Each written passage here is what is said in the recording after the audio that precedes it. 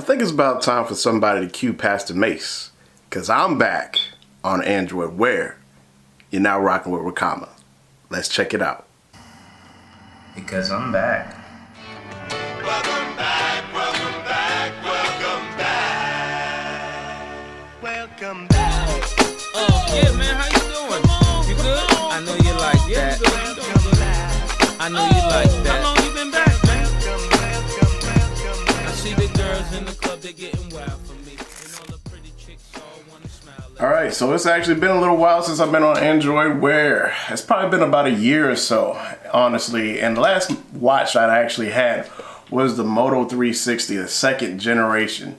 And I loved that watch. I just kind of got tired of it. I got kind of tired of the Android Wear platform.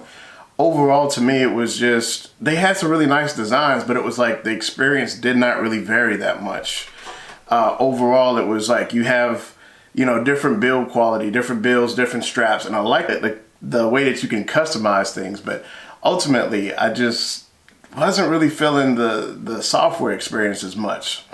But so I'm going to go ahead and give it another shot. It's been a while. So let's go ahead and take a quick look at the Fossil Explorer. This is their Generation 3.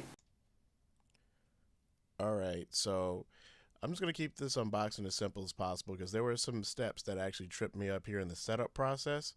So ultimately, when you unbox it, once you cut all the cellophane off the box, you're immediately presented with the watch.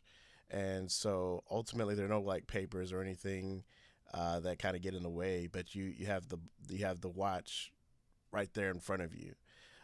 So once you take the watch out, you kind of see it. For me, my experience looking at it first time was it's a pretty big bold-faced watch. It's got a little heft to it, and I like that. And also the color of it. It's not the typical stainless steel silver color. At least the color that I chose. It's called the smoke gray color, and I like it because it's different. It's a little bit different. So yeah, once again, it does have a little heft to it. It's a big bold face watch, and also on the back there weren't any specs there, but I will have the specs posted here for you to take a look at. And so after you unbox the watch, there are some things that you do get there. You get two manuals. You get a quick setup manual, and you also get a warranty that comes in there too. So I believe it's a typical 1-year warranty. If any defects or anything like that, you can always send them back. And also here, what really caught me off guard when I unboxed this is that there was no juice in there. So actually there was juice. There's like 80% charge, but for some reason it would not start up until actually connected a charger that's included with it.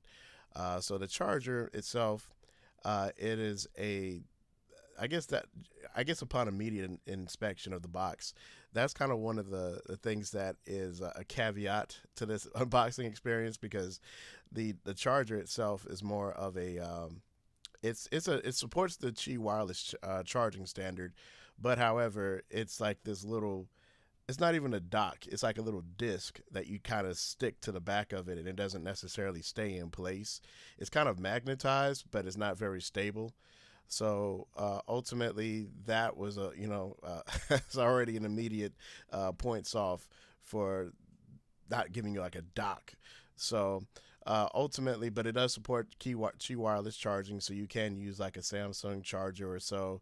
But in the actual warranty and the manuals and stuff, they'll tell you to use theirs, just because if anything happens or anything damages your watch, it's not protected. So ultimately, after you've unboxed the watch and everything, the next step is basically, I guess you would say, that the step process. The first step of this setup process here is you want to go ahead and pair the watch with Android Wear.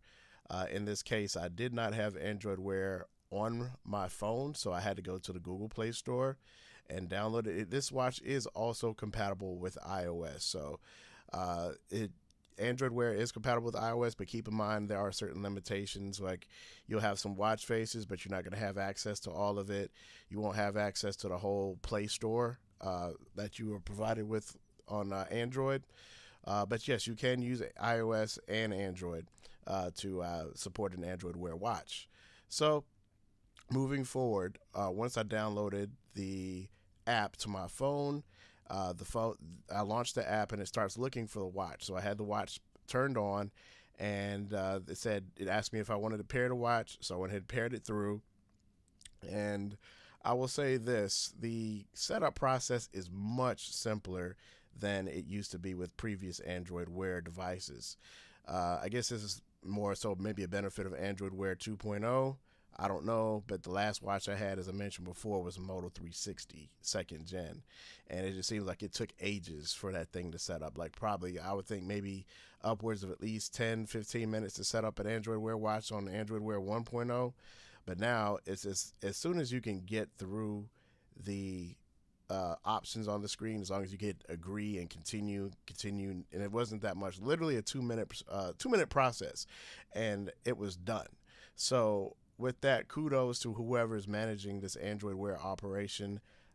They've definitely made this process a lot more seamless to set it up.